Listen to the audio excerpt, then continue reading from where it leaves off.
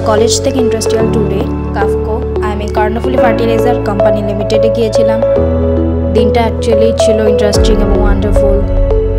প্রথমত আমাদেরকে তারা ওয়েলকাম করলো, দেন তাদের কোম্পানি নিয়ে কিছু ইনফরমেশন দিল, যেমন KAFCO is 100% export oriented international joint venture company. এই কোম্পানি মূলত প্রাকৃতিক গ্যাস থেকে ইউরিয়া সার উৎপাদন করে। ইউরিয়া সার হচ্ছে মূলত কৃত্রিমভাবে প্রাকৃতিক গ্যাস, বায়ুমণ্ডলে নাইট্রোজেন এবং পানিকে উচ্চ তাপে এবং চাপে অ্যামোনিয়া এবং কার্বন ডাইঅক্সাইড তৈরি করে তাদের মধ্যে বিক্রিয়ার মাধ্যমে তৈরি করা হয়।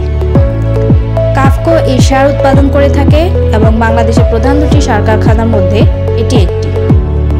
এই কোম্পানি প্রতিদিন 1500 মেট্রিক টন অ্যামোনিয়া এবং 1725 মেট্রিক টন ইউরিয়া উৎপাদন করে। কাফকো কোম্পানিটা 100 একরের এলাকা জুড়ে অবস্থিত।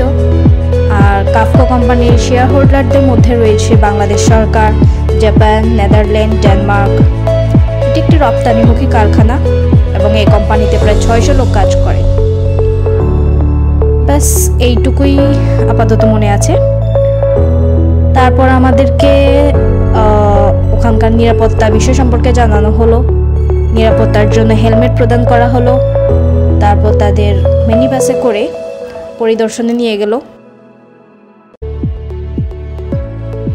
সবগুলো জায়গা ভিজিট করা তো পসিবল না, সো যেগুলো পসিবল ছিল তা আমাদেরকে দেখানো হলো। যেহেতু এটা 100 একরের একটি জায়গা, বিশাল জায়গা, সো যেগুলো পসিবল ছিল তা আমরা ঘুরে দেখলাম। অনেক কিছু শিখলাম। স্টুডেন্টরা তাদের ওখানকার স্যারদের কোশ্চেন করলো, তারা সে কোশ্চেনের আনসার করলো, আমাদেরকে বুঝিয়ে দিল কোথায় কি হয়, কিভাবে হয়। ইউরিয়া সারের প্রস্তুত প্রণালী থেকে সব কিছুই আমাদেরকে দেখানো হলো। এই তো, তারপর ঘুরে ঘুরে দেখলাম, সবাই পিকচার্স তুললো। দিনটা অ্যাকচুয়ালি অনেক ভালোই ছিল, অনেক কিছু দেখলাম। আরও বেশ কিছু জায়গা দেখেছিলাম, কিন্তু সেখানে ছবি তোলার বা ভিডিও করার পারমিশন ছিল না। এই যে এখানে পরিপূর্ণভাবে ইউরিয়া সার প্রস্তুত হয়ে প্যাকেজিংয়ের কাজ চলছে।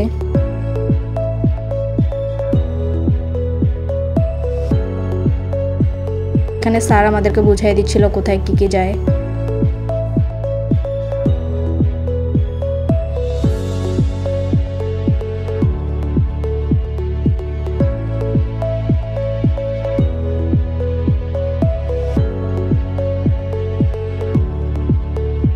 কাফকো ঘোরার পর আমরা ডিএপি আর পার্কে বিচেও গিয়েছিলাম।